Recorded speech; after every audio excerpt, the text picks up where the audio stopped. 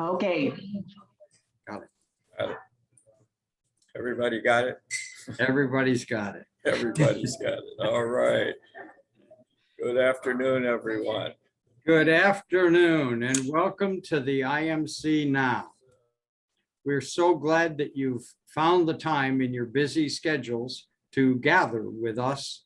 It's going to be a wonderful afternoon. We have two excellent speakers and we have a large room full of curious professionals that are going to have interesting comments and observations. And I'm sure we're going to have a dynamic conversation as the afternoon proceeds. Now, without further ado, because we've got a busy schedule today, I'd like to introduce Dr. Bill Conerly. Now, Bill guides business leaders in building resilient plans adaptable in any economy. He has a Ph.D. in economics from Duke University and experience as a Fortune 500 economist and as a consultant.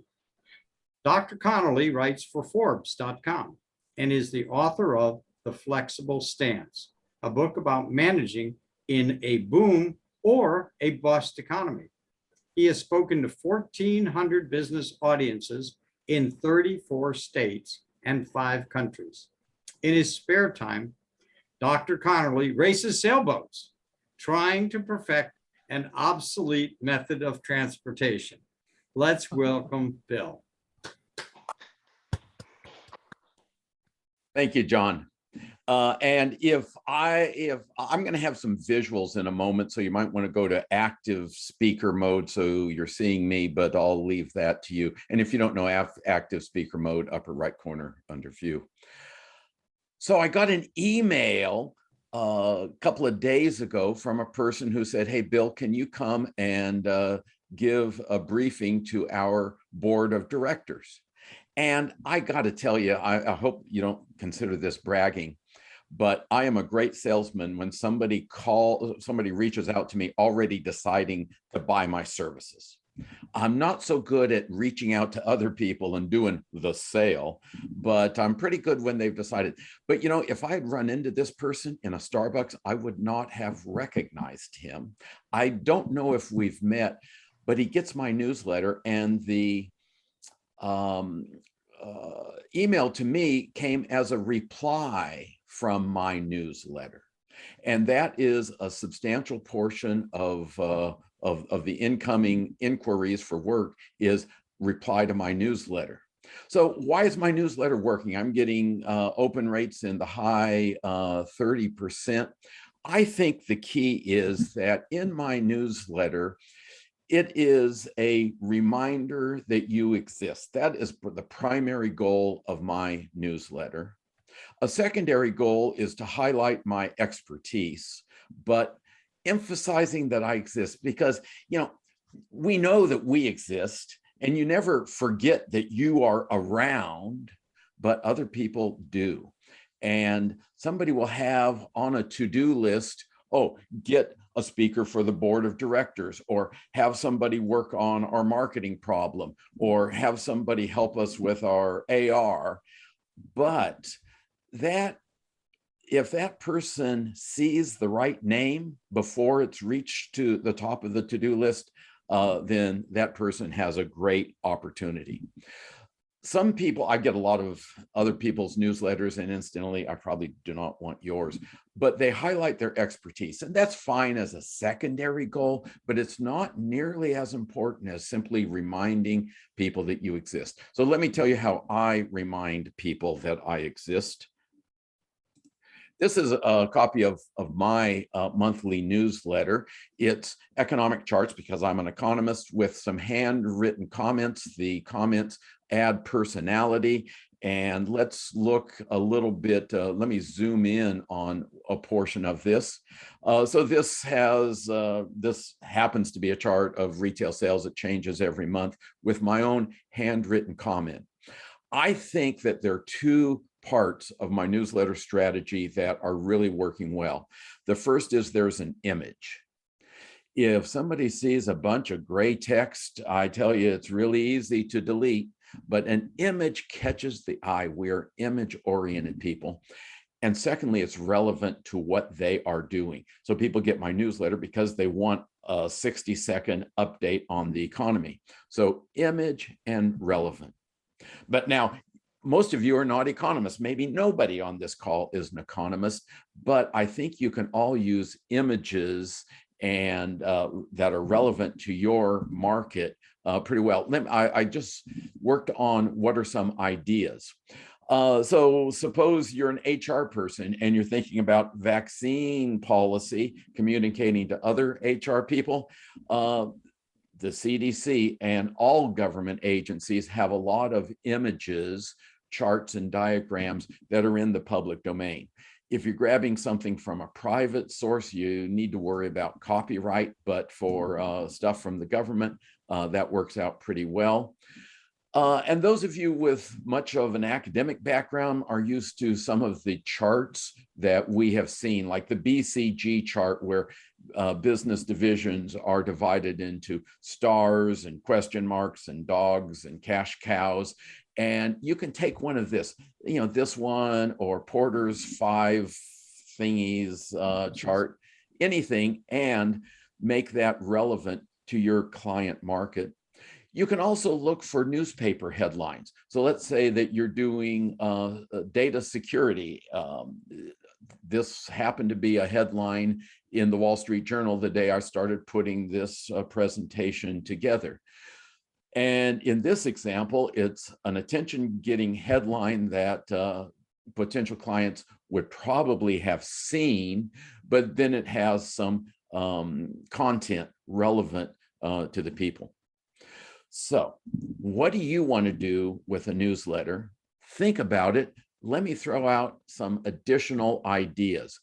I think that more and more people should be working in their own niche, looking for images relevant to people and shooting that out. Mine goes out monthly. I don't know if that's the perfect interval. But there are a couple of other ideas I'm going to suggest if you want to use newsletters in a lighter way. One is look at other people's newsletters. This happens to be mine. And when I give presentations, I show this up. People can subscribe to it, and you can subscribe to it by texting the word econ to 42828. Enter those 5 digits as if it's a phone number. 42828, text the word econ, and you're on my newsletter list. If you see something in my newsletter that would be relevant to one of your clients, go ahead and forward it and just say, hey, Sally, I got this economics newsletter, and you might want to look at the chart on retail sales or whatever is relevant to that. You can do the same thing with other people's newsletters, particularly if you have a concept of who are the people you want to be in touch with and what are their interests. Who do you want to be in touch with and what are their interests? Use other information, other newsletters, and contact them. That will remind people that you exist. So I'm about to close. Let me just remind you that the goal of a regular newsletter is, first of all, to remind people that you exist. Highlighting the expertise is secondary. You can add a little bit in, but you need to remind people that you exist. That's everything I have prepared, and I'd be more than happy to take questions. How do we organize questions? Let's have people raise their hand with the graphic, or send in a note in the chat. And we'll go first to the people who send in notes in the chat.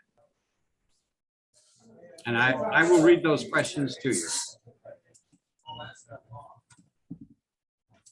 If you have a question, now is the time to put it in the chat.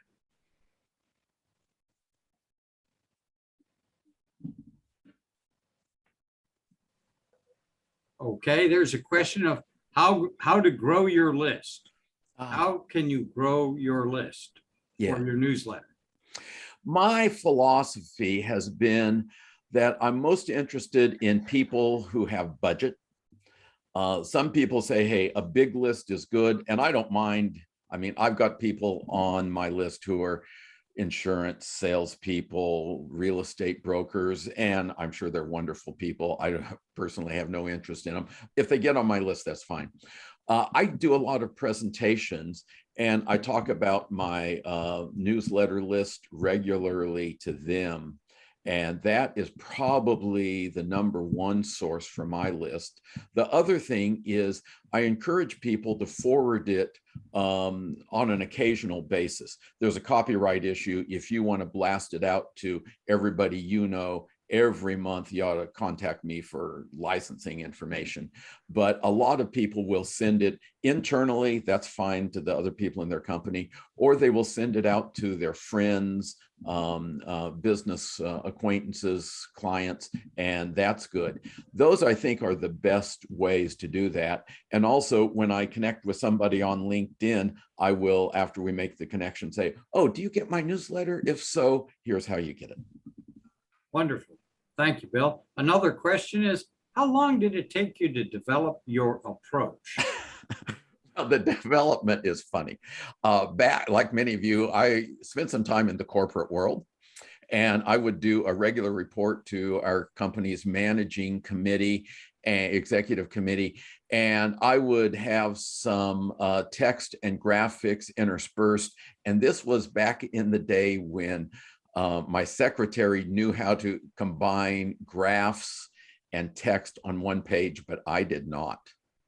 So I just printed out some charts, made some handwritten comments, Xeroxed them, and I was ready for the topic, the CEO and the executive vice presidents of my company to give me crap for doing this, because they had scheduled the meeting with 1 day's advance notice. And I was just going to let them know what I think about scheduling with just 1 day's notice. Well, they looked at that and they said, Bill, we love this format. And so it started out as just a workaround for a short notice meeting. People loved it. There's an economist, Ed Hyman, who was big in New York in the 70s, 80s. He did something like that. I kind of copied his style. And then I've refined it a little bit. But I kind of stumbled on the idea of an image that's relevant to people, and that's worked for me ever since. Wonderful. Wonderful. Now, Bill, you pointed out a good thing I just wanted to mention before we go to our next speaker is in the upper right-hand corner. If you're new to Zoom, there's a view button, and there you have an option that you can go to either speaker or gallery. And when there's a round robin like we're doing right now, it's of course better to do gallery. But as soon as we come upon the speaker, it's really good to do a speaker view that you can really focus on the person who's delivering the new message. And Jan Carruthers, I see you there. Hello. It's been a long time since I've said hello to you, Jan. So hello. Thank you for joining us today. John, could I ask a question? Certainly. Yeah, I had my hand raised, so I'll take it down. Oh, no problem. That was a great presentation. I mean, it was very succinct, and you had just a few key points, and you hammered them home, Bill. I thought it was really well done. Thank you. My question for you is this: you talked about frequency, and you mentioned monthly. So one of the things that's always kind of kept me from blogging or having a newsletter is I don't know that I can be as disciplined as Alan Weiss and have my newsletter out there on the 1st of every month like he has had for 10 or 15 years. So my question to you is kind of a two-part question. Yeah. Do you always send it out the very same day in the month? Okay. And secondly, how do you find the discipline to just never miss a month? How do I find the discipline to never miss a month? It's just become a high priority for me. And when I sort of schedule what I'm doing, I think about that newsletter. Now, when my wife and I take vacation, before the pandemic, we took these things called trips and, be gone for 3 weeks at a time. Wow. And the schedule is dictated by the CEO of the household, and I live with it. But that means that I may do the newsletter a little bit late. Normally it comes out between like the 5th and the 10th of the month. If it's a little bit late, I never say sorry it's late, never, because people don't know when it's coming out. Most people don't know when it's coming out. Mine is a challenge because it needs to be timely. Economic data changes all the time. For many of you, it's not as time critical, and you could have a couple in the can. So I write 5 articles a month for Forbes.com, and I've got a couple just sitting, waiting for me to get sick and not able to crank out something topical that I can just go out. So use your slack time to build up some content. And what you might do to test the whole idea out is just start creating content and, maybe do 1 a week and see if you can do it without sending it out. And then you've got some in your back pocket to send out. Give it a try. Thanks a lot, Bill. It's very helpful. Thanks for the question, Francisco. Okay, now I'm going to ask one other question. There are some others, but I'll have them wait until the end. So here's another question for you. And this is a hard one perhaps to answer. What percentage of your business do you get from your newsletter? Well, that's a tough question. I think it is a relatively small amount because I have, a lot of my business is just people I've known for years, companies I've done business with over and over. But there'll be somebody who's a senior vice president at that outfit, reaches out to me for a little bit of work, and it's in the form of a reply to my newsletter. And I'm like, well, maybe the person would have figured out to reach out to me, but when he saw the newsletter, this is the easy way. He doesn't have to look up an email address. But I think it is maybe making the difference on my gut feel says 15% of my business, the newsletter makes a difference. But that's not a scientific estimate. That is the MSU approach. You know the MSU approach? Make stuff up. Very good. Very good. Well done, Bill, as always. Well done. Great. And I've got to clock out, but the rest of you are free to reach out to me. Be more than happy to talk to you about this at any time. Wonderful. Thank you for joining us today. And now, moving on, I'd like to talk about Mr. Rob Berg. Rob is from Supran Advisors, and what will surely be a highly informative session is about to take place.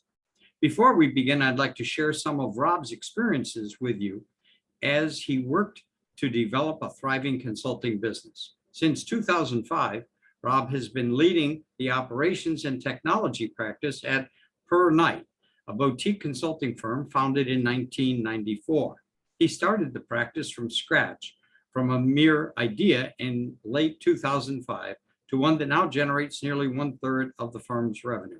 So how did he get there? Prior to my joining the firm, Rob said he took on mostly small engagements, maybe $20,000 or $30,000. By bringing a bit of a rebellious streak and a creative flair to what was then a very conservative group, Rob believed he could capture much larger projects if he gave it a shot. To everyone's great surprise, the first proposal Rob drafted for Perr Knight landed a $350,000 contract at one of the nation's largest insurance companies. That was followed up by wins that collectively contributed nearly $4 million in revenue to the practice over a 3-year period. The crowning achievement was prevailing over a much larger incumbent firm to plan and manage a major system replacement, a project that contributed more than $15 million in revenue to the practice over the past 5 years alone. Today, more than 120 clients provide recurring revenue to the practice, with new clients being onboarded weekly. And with that, I'd like to welcome Rob Berg. Thank you for joining us, Rob. Thank you. And please change your view to speaker view at this time, if you'd like. Mine is on speaker and I still see you full screen, John. Oh, I'll go off speaker. I'll go off. And then I do have some graphics, a slideshow to share just as I talk through the topic. So why don't I try to do that first? How about that?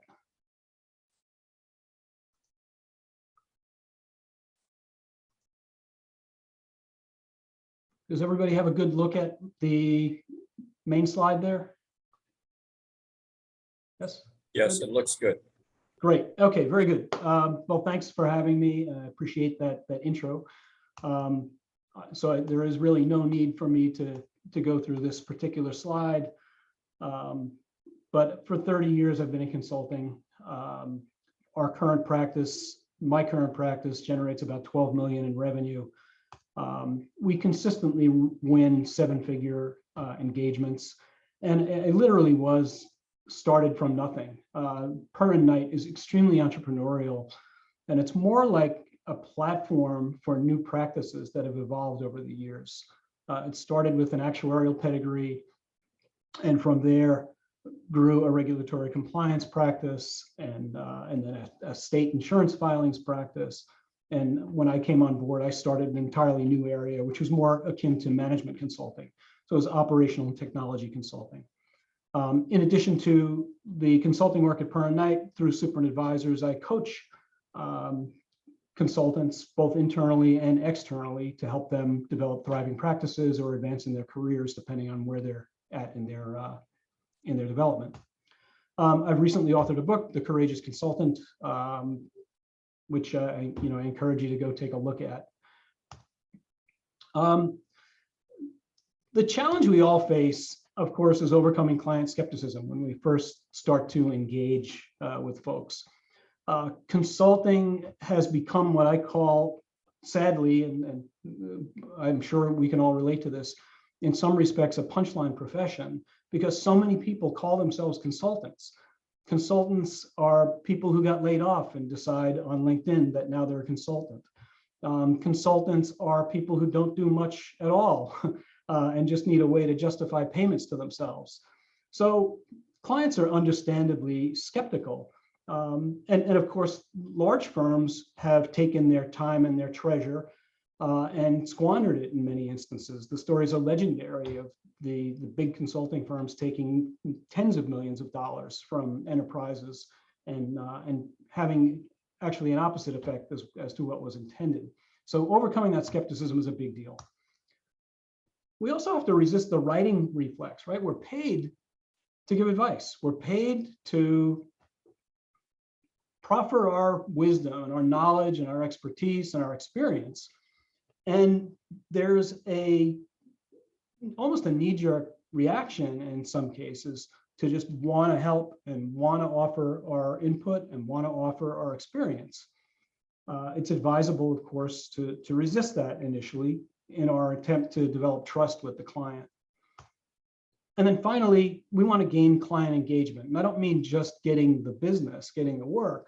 I mean developing what David Baster has called an intimate relationship with your client. Really developing a collaborative working relationship that lasts for years and years. So why coaching? I'm sure many of you, if not all of you, are familiar with coaching.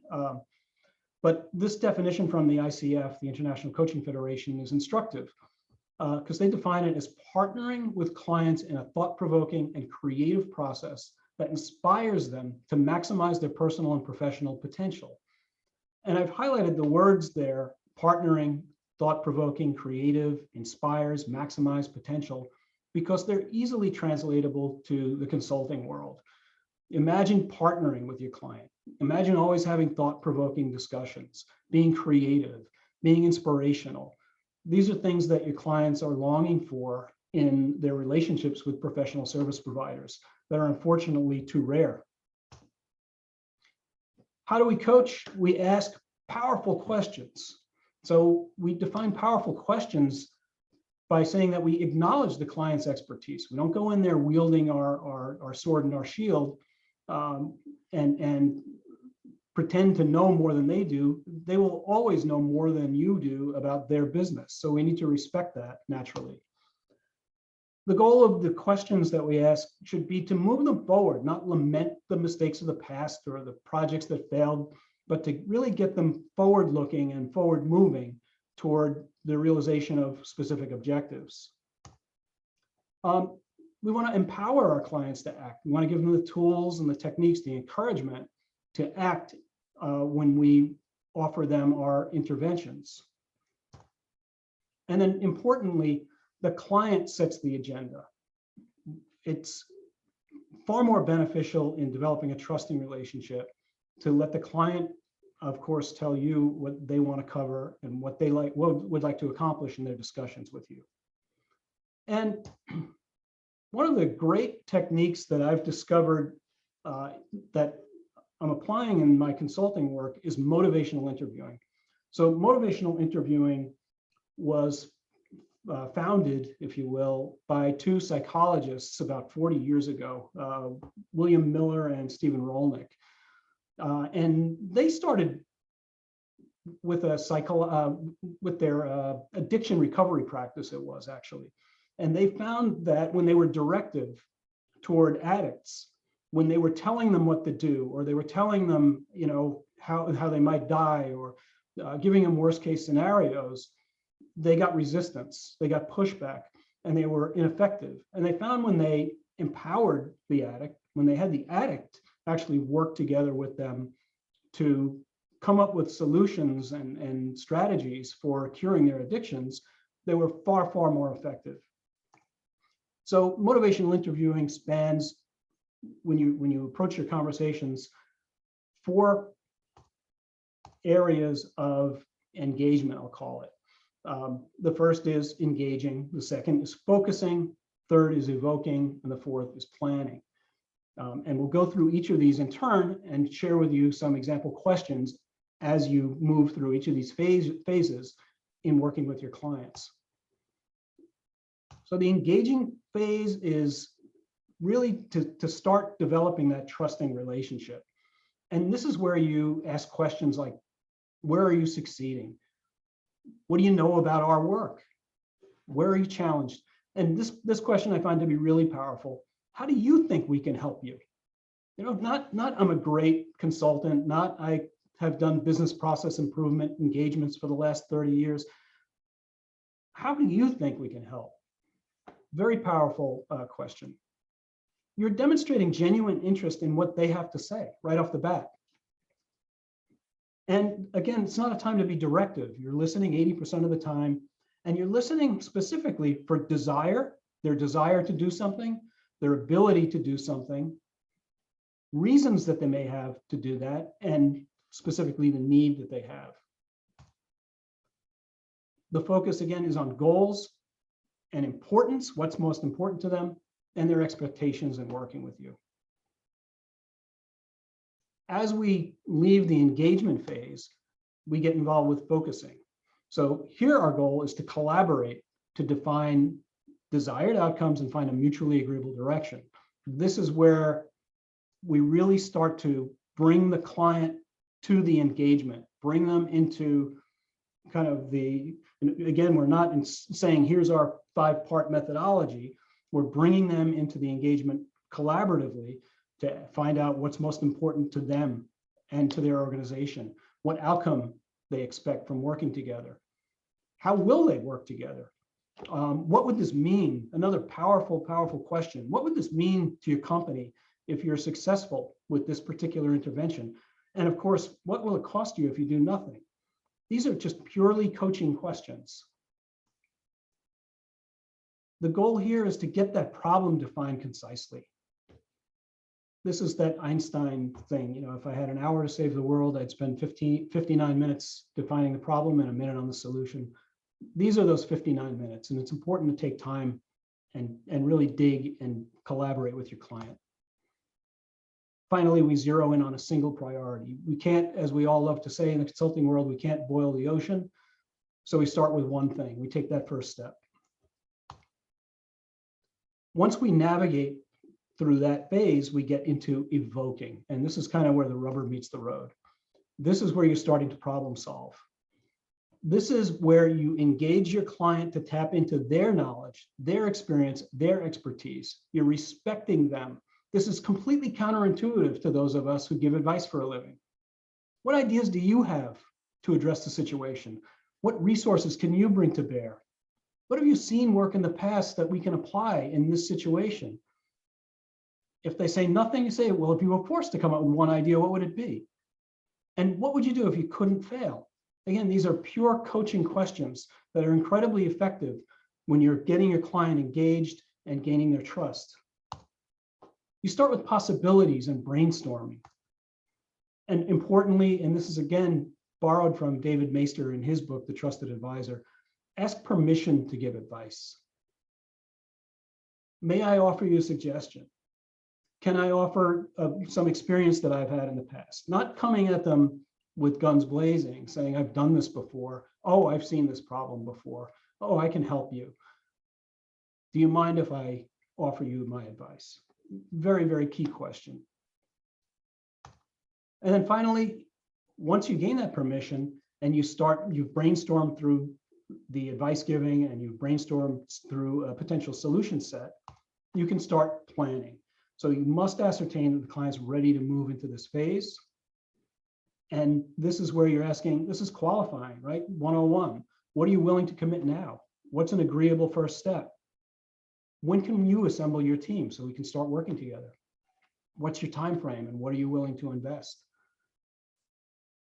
If the client doesn't appear to be ready at this stage, if they're balking or they're hesitating, go back to one of the other phases. Go back and start evoking new ideas from them. Go back and help them refocus on the priorities, or go back all the way to the beginning and start re-engaging with them. There's no need to rush, and obviously rushing is inadvisable if you're trying to build a trusting relationship. Now, what happens when you do this? What happens when you have tossed the ball to your client and you're showing them the respect that they deserve? They've built a business, they've risen in the ranks in their organization, they've done some things in their lives that have put them in a position to hire you. So what does that do? Well, it satisfies their psychological needs. So this is another idea borrowed from the world of psychology. And this is Ed Deci and Richard Ryan are the two psychologists who devised this, again, about 30 or 40 years ago. And through more than 1,000 studies in workplaces, in schools, in churches, Deci and Ryan have determined that these three psychological needs, autonomy, competence, and relatedness, when they're met, create a greater sense of engagement. So employees in the workplace, when they have autonomy, feel confident or relatedness, and likewise your clients, if you are, again, tossing the ball to them and they're setting the agenda, you're providing an autonomy supportive environment for you to have a discussion in. If you're respecting their knowledge and their experience, you're providing a competence supportive environment. You're respecting their competence. You're not coming in and saying, I know more than you. And then finally, relatedness. Well, relatedness is simply that idea of purpose that has been popularized in so many recent business books. Simon Sinek's Finding Your Why. Notably, Daniel Pink's Drive borrows exactly from this. Daniel Pink, instead of autonomy, competence, and relatedness, Daniel Pink says autonomy, mastery, and purpose. But it's the same thing. It's the same idea. And poor Deci and Ryan are a mere footnote in his book Drive, but it's their idea. So when you meet those psychological needs, you get client engagement. Client engagement, of course, breeds trust. This is what we're after. We want a bona fide, trusting relationship. You know, it was telling, I did a search on the term trusted advisor in LinkedIn, in quotes, 169,000 results came back. And then I just pared it down to trusted advisor for people who had the keywords consultant or management consultant in their profile. And it was still 3,000 people think it's okay in their profile to say, I'm a trusted advisor. And it's not okay to say you're a trusted advisor. You don't decide that you're a trusted advisor. Your client decides that you're a trusted advisor. So you build that trust and you have that relationship. They've been involved, it's been collaborative, so you gain that buy-in, that all-important buy-in, so your report doesn't sit on the shelf, So you haven't wasted their time or their money. And you have greater impact. You have impact and the client has impact. So now you're satisfying that need for relatedness, that purpose. They're serving something larger than themselves and they're being acknowledged for it. And when that happens, the cycle continues. Trust is reinforced. There's greater buy-in. And the impact, of course, is enhanced. And you kind of set up this virtuous circle, if you will. So key takeaways here.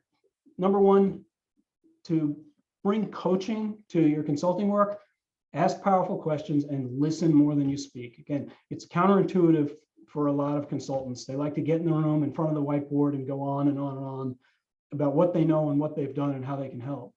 It should be 80-20. 80% you're listening and 20% you're talking. And have the client set the agenda. Second key takeaway, acknowledge that your clients are the real experts. Again, you'll never know as much about their business as they do. And resist the urge to have all the answers. We like to say in the coaching world, walk alongside your client. You know, it's a peer-to-peer relationship. And then finally, a coaching approach breeds far greater engagement and instills trust and sets off that virtuous circle that yields buy-in and impact. If you're interested in reading more and diving deep, there are a couple of academics on the call here this afternoon. The book Motivational Interviewing by Miller and Rolnick is a gem, highly recommended. The book Self-Determination Theory by Ryan and DC is another gem. They go very, very deep into those topics. And then no consultant worth their salt would miss an opportunity to self-promote. So the Courageous Consultant touches on some of these ideas and quite a few others that I've applied in my development of a fairly large consulting practice. Additional resources, there's a course on motivational interviewing. It's a few $100s on the website PsychWire. It's actually taught by Miller and Rolnick. Richard Ryan teaches Introduction to Self-Determination Theory on Coursera. If you visit Super Advisors, I'll give you half off my book. Use the code IMC NOW 21. So you'll get it for $10. If you go to Amazon, it's 20. And of course, if you just want to chat, say hello, my email address is rberg@superadvisors.com. And with that, I will open the floor to questions.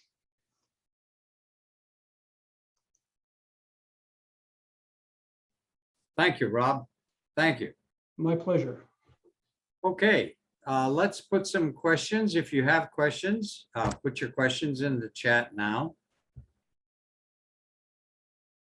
And while we're waiting, in the last 30 to 60 days, what kind of changes have you been seeing that's going on? Because as you were coming onto the call today, there was a lot of discussion about the topsy-turvy nature of what's going on, particularly in the area of companies needing workers, and yet, on the other hand, the struggle that people have when they apply for work. So, you know, so one of the questions that just coming in is what's your approach to measuring impact? Longevity, repeat business. The client, you know you're a trusted advisor when you've been hired to do project management and they call you and say, hey, can you find us some developers? Or can you get us some testers? Or can you help us set up an offshore operation? Or can you, so when you're engaged for a particular thing, a particular expertise that you have, and they're asking you for something that's unrelated to your particular expertise, that's when you become that trusted advisor. And that's when you have that repeat business and you have clients for years and years. And you don't get to $12 million without having many of those clients have been with us for many, many years. Mm-hmm. So speaking of numerical measurements, do you get involved in their financial reports or trying to help to gauge the the actual impact in terms of either new clients or new territory or new markets that they've reached into, or much less sales or gross profit? Yes, I would say the greatest demand for the type of work that we do is more kind of a business case / cost benefit analysis. A lot of our clients are contemplating, of course, these days, digital transformations, and they're procuring, in some cases, tens of millions of dollars worth of new technology. And our job is to look at the business case. So that's obviously the costs, the benefit, the relative risks, and the strategic alignment. When we evaluate the risks, we look at the potential for resistance to the change that is going to come about with that digital transformation. You don't put in a new policy administration system at an insurance company and everybody does something differently that they've been doing for the last 20 years. There's change and resistance that accompanies that. So that's an important component of the work that we do. The numbers, the hard stuff is important, but we always complement that with those soft skills that are required to coach those individuals through the change that is going to potentially turn their world upside down. I hope that answered your question. Another question that's come in, does your approach require written proposals? Occasionally, I would say, we try to circumvent the proposal, like we try to, expedite the delivery of services by going right to a statement of work. So we'll create almost in a contract form.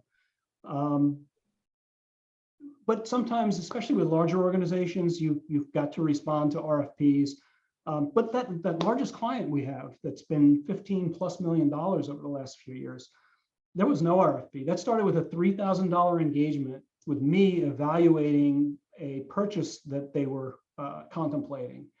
And then what happened was, can you find somebody to help us look at our data warehouse? Yes, I had a person. So then he got involved, and that was another $5,000 or $10,000 engagement. Those were just kind of assessments, all soft dollar consulting work. And then it was, can you give us somebody to help us with our insurance products? Yes, we have that. Can you give us somebody? And it just ballooned from a $3,000 little engagement to now they've come down a bit, but they're still over $2 million a year with us. So that's wonderful. That's wonderful. It's great. It's great.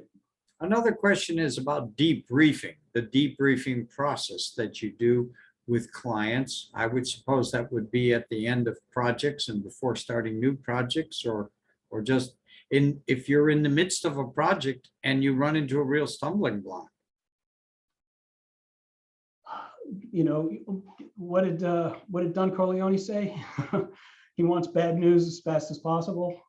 It's really important to deliver bad news as quickly as possible.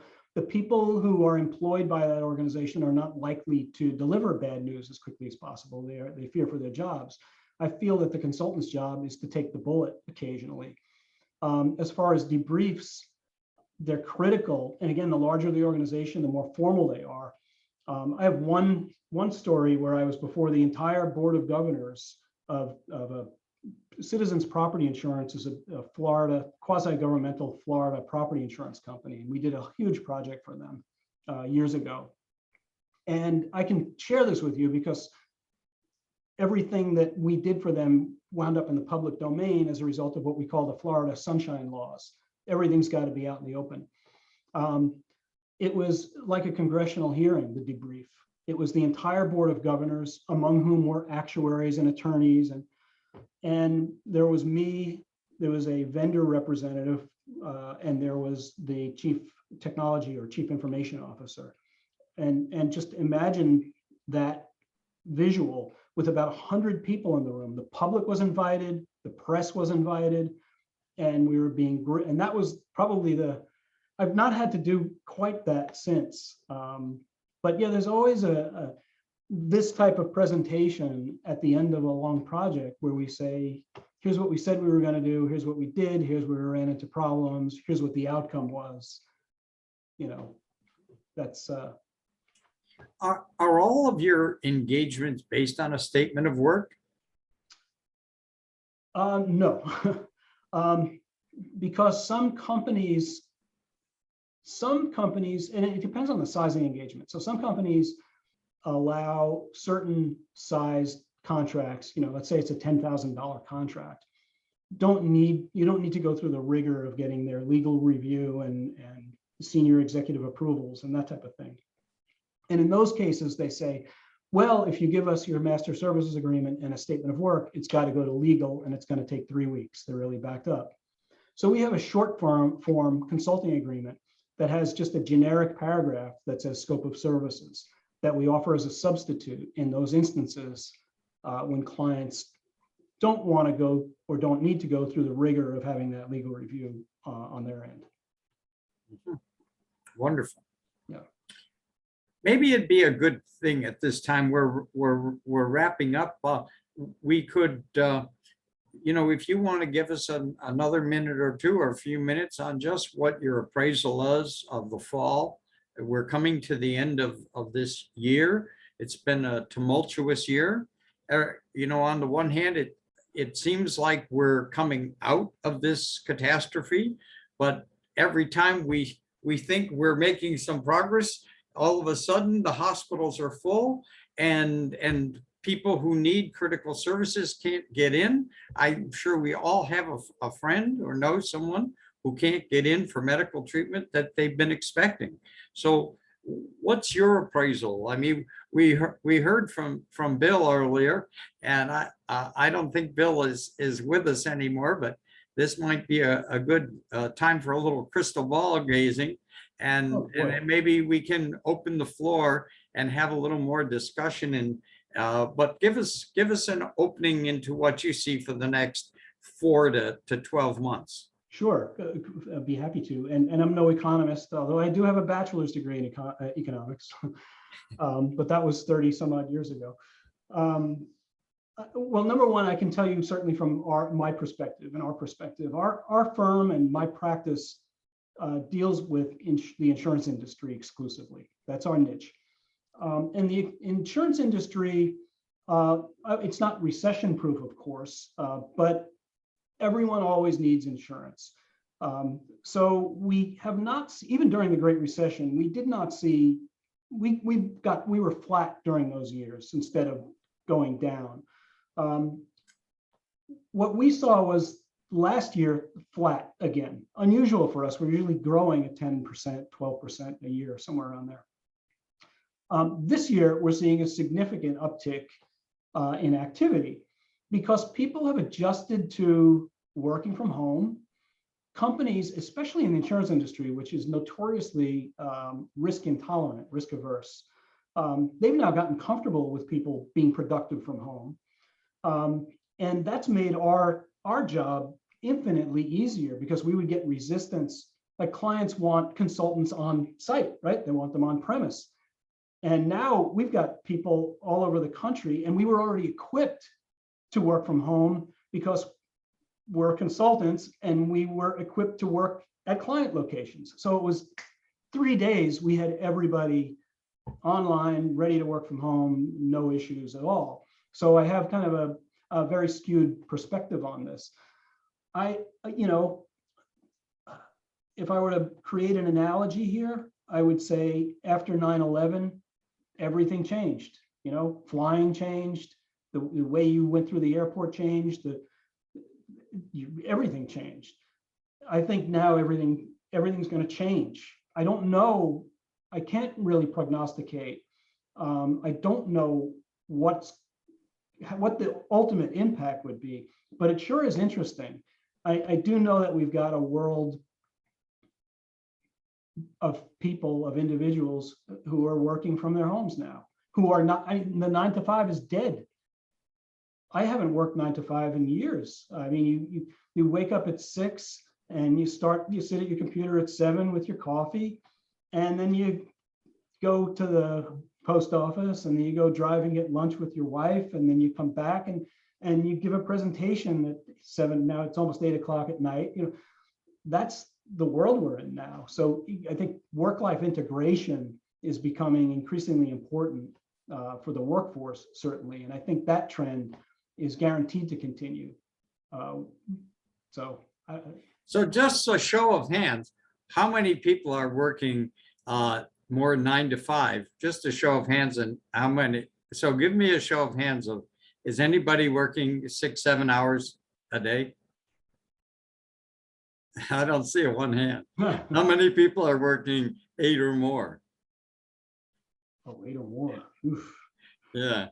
And my wife calls me at 7:30 and she's like, come out of the office. The dinner is ready. If you want to eat, it's now. Right. I get that too, by the way. Yeah. Get the exact same thing. Well, let's go around the room. Jerry Fletcher, I'm sure you have some comments or questions for Rob here. Well, I already had a couple of my questions answered. He actually answered one before I got a chance, before I finished typing it, and that was where to get the book and how much and so on. The other thing that I found interesting in what Rob was talking about is the lack of having to do written proposals. One of the big bugaboos that I run into, I'm a marketing guy, many of my clients look for help on how to get the information needed and then prepare a written proposal. And all of the questions Rob was referring to and the methodology of gathering that information is extremely useful. And by the way, Rob, I'm passing that on. I want to let you know right now. Great. Hey, can I offer a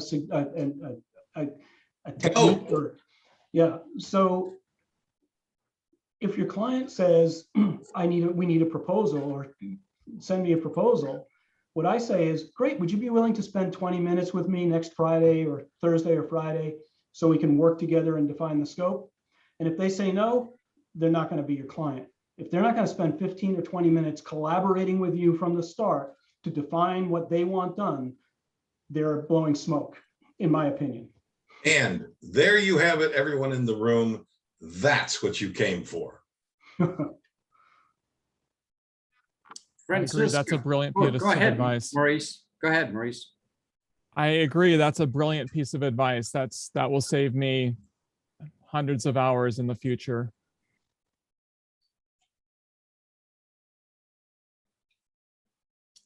Oh, let's see. Larry Smith. Larry Smith. So I totally appreciate the challenges doing a statement of work. And we took it on ourselves to look at it a little differently and find if I know, like, every statement of work can be customized, like you said, Rob, about more than 20 minutes, right? But then you're off on your own, kind of, they're like saying, I don't know the solution. You got to create the solution. You got to define everything. And you're actually doing free consulting inside the statement of work. And so we found a way to shrink the definition of the statement of work, but go deep on it, and then productize the service. But when you actually work on it a certain way, you can productize this no matter what, no matter how many dollars you get for it, and repeat it for standardization. Say, step 1 is this, and it's really micro, if you will, but still valuable. And then step 2, 3, 4, 5, if you will, each one a separate statement of work. Everything we do is driven by statements of work. We actually go to the length, and our insurance company, believe it or not, says we're like extremely high on the risk management aspect, because we define everything. We use what's equivalent to DocuSign, but it's a competitor called HelloSign. Let's just say DocuSign, to have people sign off on the statements of work. They sign. Our invoices are not traditional invoices. We actually have a conversation on our invoices, and people get a lot of advice from that. They sign off on that on every step. We create a lot of best practices through this, but back to statement of work, just so they know what they're getting. We actually attach a video with the statement of work, so it's all right there for them. It saves so much time for us. But in the earlier days, it consumed so much time, not to create it, but to recreate every time. Yeah. But once you figure out how to standardize it, it makes it so much easier. I agree completely. I mean, our statements of work are indeed modular, and our short form consulting agreement is modular. So all the legalese is there, the boilerplate is there. But there are certain engagements that we find we tend to repeat, but there's always some aspect of it that is unique to the client. So you've got to leave room for that. And it also saves us time. So yeah, it's great stuff. Maurice, did you get your question answered? Yeah. Did you get your question answered, Maurice? Okay, you're mute. Mute.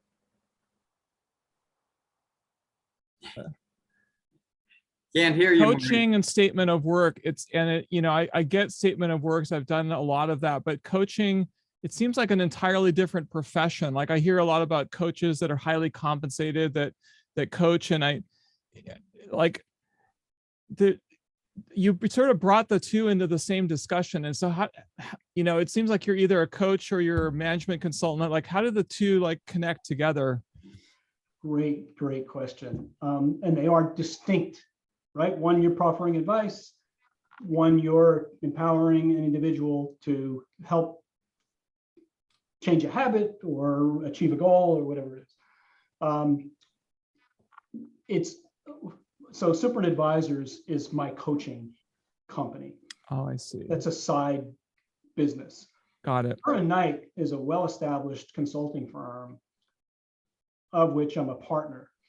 And that's where I do my consulting work. But I bring coaching to, it's kind of built into the work that we do. The approach that I take with clients is coaching. The approach I take with my staff is coaching. It's rarely directive. These are, my staff are highly compensated people with advanced degrees and credentials, and I don't know what they know. I defer to them on many, many things.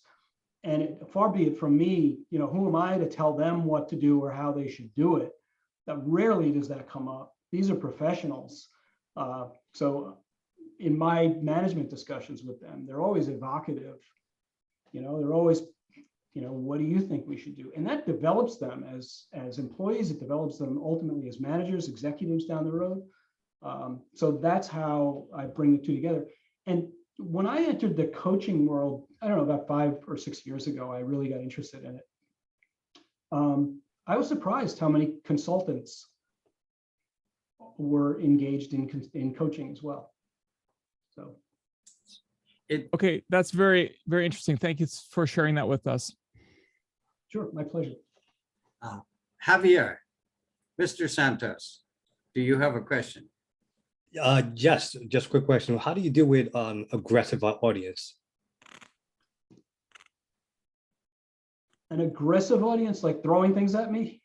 Yeah, well, it could be verbal because like you come out there with your presentation and then because this has occurred previously, you get some of the folks that are not on board, so to speak, and they kind of don't want to hear what you're saying. Like, but you brought me here. Like, why would you be aggressive? But have you ever dealt with anything like that? There are often, number one, in my experience anyway, I don't generally encounter that in the higher ranks, because indeed they have brought me there, but there are people who get defensive downstream because they're worried about their job. Why is he doing that? That's what I do.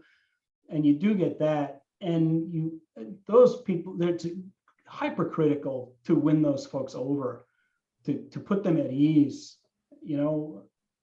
That's all I can say. But every situation is different. You always encounter that. I've had prospects who've been belligerent. Well, I'm asked, you're the expert, you tell me. And I say we're not a good fit. That's all. That's easy. I tell some stories in my book about that. Like I was at a meeting in Pittsburgh with a very devoutly Christian group of people who ran this insurance company outside of Pittsburgh. And, they were preaching the morality and this kind of thing to me in their office. And then we all went out to dinner, and I've never seen two people get drunker in my life. and just, yeah, I mean, they didn't walk their talk, I guess. And I was put off by it. And I called him when I got back to my office and said, I don't think I can help you. You have to find your matches and not be so opportunistic that you take everything that comes your way. So That's an important point, is to be selective about the jobs that we take on, because we can make mistakes. yep. Yes, thank you. Excellent answer. That answered my question. Thanks. Thanks. Let's see, who else has a question? I bet you Dr. G has a question. No, all my questions have been answered so far. Thank you. And Jan, how about Jan Carruthers? Oh, tell us who. I don't know his name. One plus Nord. Oh, yes. It's Matt. Matt, do you have a question? Yes, your hand is up. Thank you.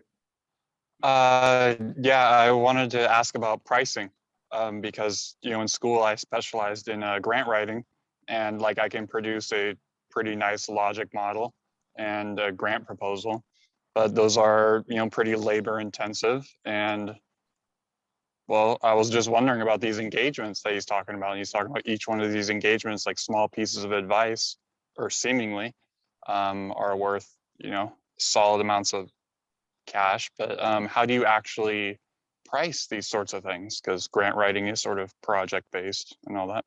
Great question. The cost of an engagement has no bearing I'm sorry, the amount of time you spend on an engagement has no bearing on what the value of that engagement is to your client. So when we price, while we have some hourly pricing because clients insist on it for some reason, whenever possible, we adopt value pricing. There's a guy named Ron Baker who wrote a great book on value pricing, and Alan Weiss wrote a book on value pricing as well. And I'll give you an example. We were up for a project.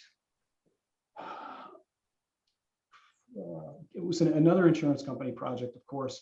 And we kind of knew who our competitors were going to be just in the space that we were acting in. And we had to provide them with a resource plan. Here's the resources we're going to provide, and here's how many hours and that kind of thing. But we knew, because this was in the state of Florida, and it was another kind of governmental or quasi-governmental organization, the schedule of fees that you can charge hourly are published. The schedule of fees you can charge on a fixed basis or not. So I went through the exercise of figuring out how long it would take and what the hourly rates would be. But I gave the client a fixed bid. And my fixed bid, the way I derived my fixed bid, I said, okay, well, this company has, I think it was 1 million policyholders. It was a big company, 1 million policyholders.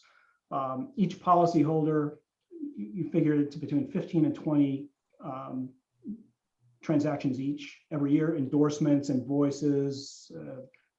This is transactional. And if we can devise a plan that saves them, 10 cents per transaction, that's a significant, what is that, $2 million or whatever it turned out to be. Okay. We bid $200,000 for the work, which comported with the way I calculated the hours, right? So we bid $200,000. If we had stuck just to the hourly rate, we would have realized, I don't know, the $175 an hour or something like that they allowed.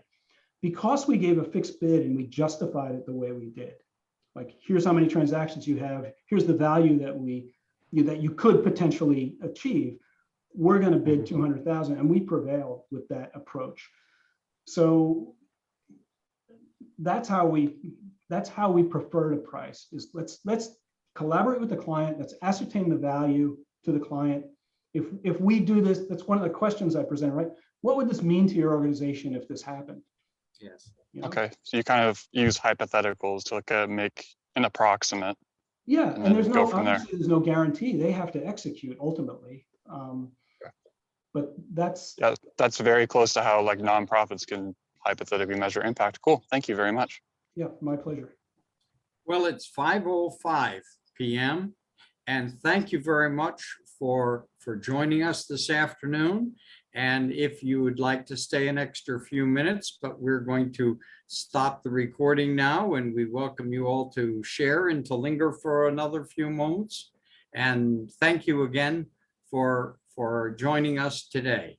And I just wanted to encourage